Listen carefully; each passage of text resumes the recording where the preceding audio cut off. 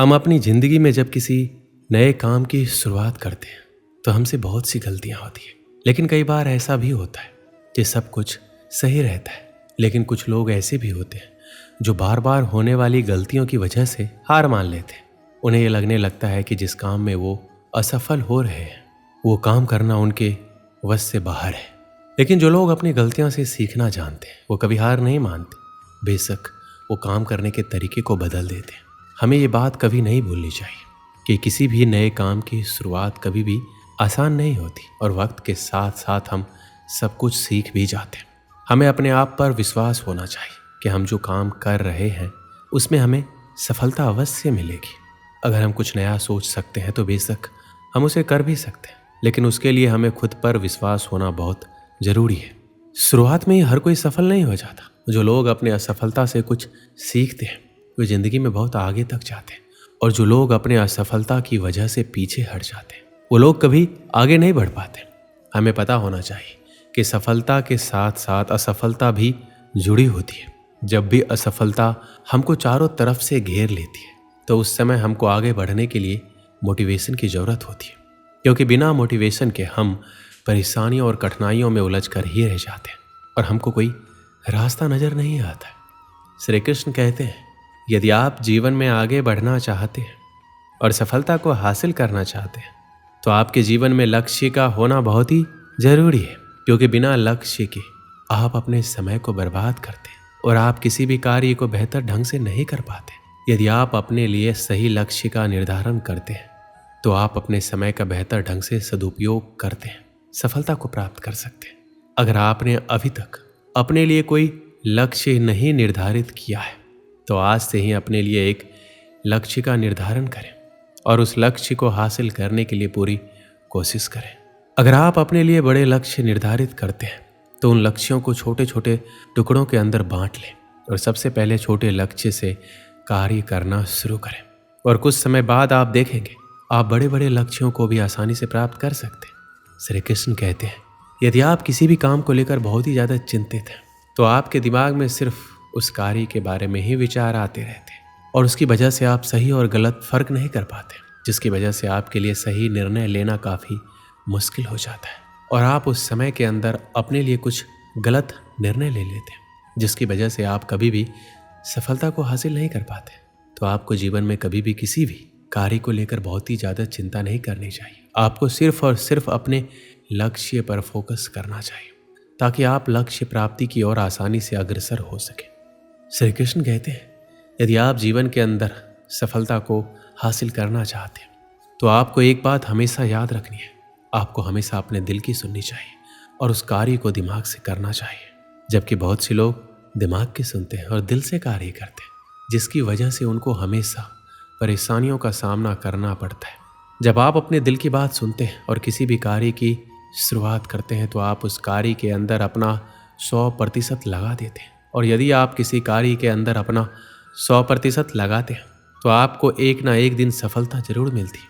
ज़्यादातर लोग दूसरों के डर की वजह से कभी भी अपने दिल की बात नहीं सुन पाते और हमेशा ऐसे कार्य करते हैं जो उनको कभी भी खुशी नहीं देते, और ऐसे कार्य करने चाहिए जो आपको लंबे समय तक खुशी दे सके।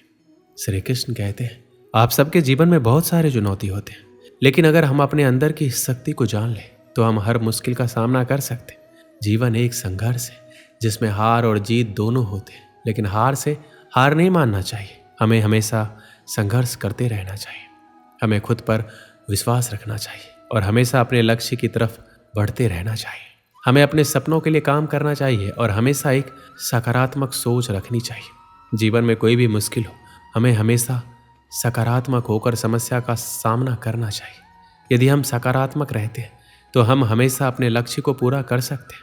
श्री कृष्ण कहते हैं, सफलता कभी भी एक दिन के अंदर नहीं मिलती है, लेकिन एक दिन आपको जरूर मिलती है। जीवन में आपको कदम कदम पर कठिनाइयाँ और मुश्किलों का सामना करना पड़ता है, लेकिन यदि आप मानसिक रूप से मजबूत हैं तो आप जीवन की बड़ी बड़ी कठिनाइयों का सामना बहादुरी के साथ कर सकते हैं। जीवन में यदि आपके सामने कितनी भी बड़ी मुश्किल क्यों ना आए, आपको सिर्फ एक बात याद रखनी है और आपको बोलना है कि कोई भी मुश्किल और कठिनाइयाँ और समस्या मुझसे बड़ी नहीं है।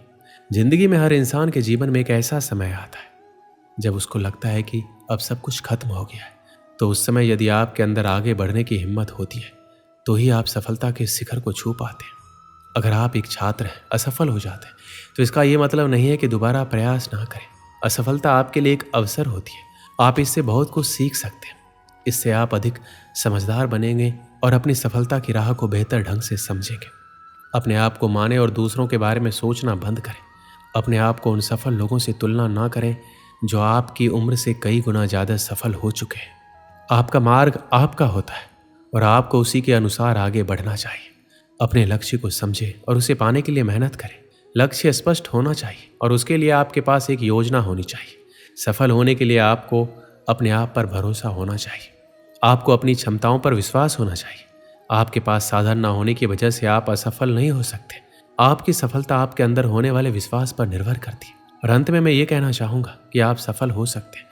आपकी सफलता आपके उत्साह, मेहनत और विश्वास पर निर्भर करती है। अपनी सोच और कार्यों में सकारात्मक रहें और अपने लक्ष्य की ओर अग्रसर रहें। बहुत समय पहले की बात है। भारत के सुदूर दक्षिण में एक छोटा सा राज्य स्थित था। राजा द्वारा राज्य का संचालन शांतिपूर्वक हो रहा था। एक दिन अचानक उसे खबर मिली कि एक बड़े राज्य की सेना की एक बड़ी टुकड़ी उसके राज्य पर आक्रमण के लिए आगे बढ़ रही है। वो घबरा गया क्योंकि उसके पास उतना सैन्य बल नहीं था जो उतनी बड़ी सेना का सामना कर सके। उसने सेनापति को बुलाया। सेनापति ने पहले ही हाथ खड़े कर दिए। वह बोला, महाराज, इस युद्ध में हमारी हार निश्चित है। इतनी बड़ी सेना के सामने हमारी सेना टिक नहीं पाएगी, इसलिए इस युद्ध को लड़ने का कोई औचित्य नहीं है। हमें अपने सैनिकों के प्राण गंवाने के बजाय पहले ही हार स्वीकार कर लेनी चाहिए। सेनापति की बात सुनकर राजा बहुत निराश हुआ। उसकी चिंता और बढ़ गई। उसे समझ नहीं आ रहा था कि क्या करें क्या ना करें। अपनी चिंता से छुटकारा पाने के लिए वह राज्य के संत के पास गया। संत को उसने पूरी स्थिति से अवगत कराया और बताया कि सेनापति ने युद्ध के पहले ही हाथ खींच लिया है। यह सुनकर संत बोले, राजन, ऐसे सेनापति को तुरंत उसके पद से हटाकर कारागृह में डाल देना चाहिए। ऐसा सेनापति जो बिना लड़े हार मान रहा है, उसे सेना का नेतृत्व करने का कोई अधिकार नहीं है। किंतु गुरुवर, यदि मैंने उसे कारागृह में डाल दिया तो सेना का नेतृत्व कौन करेगा? संत बोला, राजन, तुम्हारी सेना का नेतृत्व मैं करूंगा। राजा सोच में पड़ गया कि संत युद्ध कैसे लड़ेंगे। उसने कभी युद्ध नहीं किया, किंतु कोई विकल्प ना देख उसने संत की बात मान ली और अपनी सेना का सेनापति बना दिया। सेनापति बनने के बाद संत ने सेना की कमान संभाल ली और सेना के साथ युद्ध के लिए तैयार कर दिया। रास्ते में एक मंदिर पड़ा। मंदिर के सामने संत ने सेना को रोका और सैनिकों से बोला, यहाँ कुछ देर रुको, मैं मंदिर में जाकर ईश्वर से पूछ कर आता हूँ, हमें युद्ध में विजय प्राप्त होगी या नहीं। ये सुन सैनिकों ने चकित होकर पूछा, मंदिर में तो भगवान की पत्थर की मूर्ति है, वह कैसे बोलेगी? इस पर सेना की कमान संभाल रहे संत ने कहा, मैंने अपनी सारी उम्र दैवीय शक्तियों से वार्तालाप किया है, इसलिए मैं ईश्वर से बात कर लूंगा। तुम लोग यहीं रुककर मेरी प्रतीक्षा करो। ये कहकर संत मंदिर में चले गए। कुछ देर बाद जब वापस लौटे तो सैनिकों ने पूछा, ईश्वर ने क्या कहा?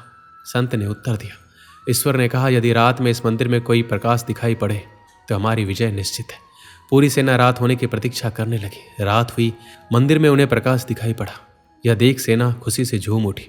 उन्हें विश्वास हो गया कि अब वो युद्ध जीत लेंगे। उनका मनोबल बढ़ गया और वो जीत के मंसूबे से युद्ध के मैदान में पहुंचे। युद्ध 21 दिन चला। सेना जी जान से लड़ी, फलस्वरूप उनकी विजय हुई। विजयी सेना के वापस आते ही फिर वही मंदिर पड़ा।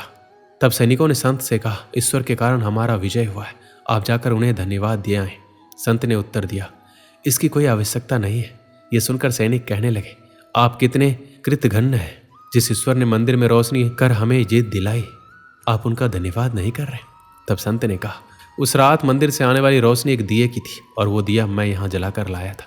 दिन में तो वो रोशनी दिखाई नहीं पड़ी, किंतु रात होते ही दिखाई देने लगी। दिए की रोशनी देखकर तुम सबने मेरी बात पर विश्वास कर लिया और युद्ध में विजय हमारी हुई।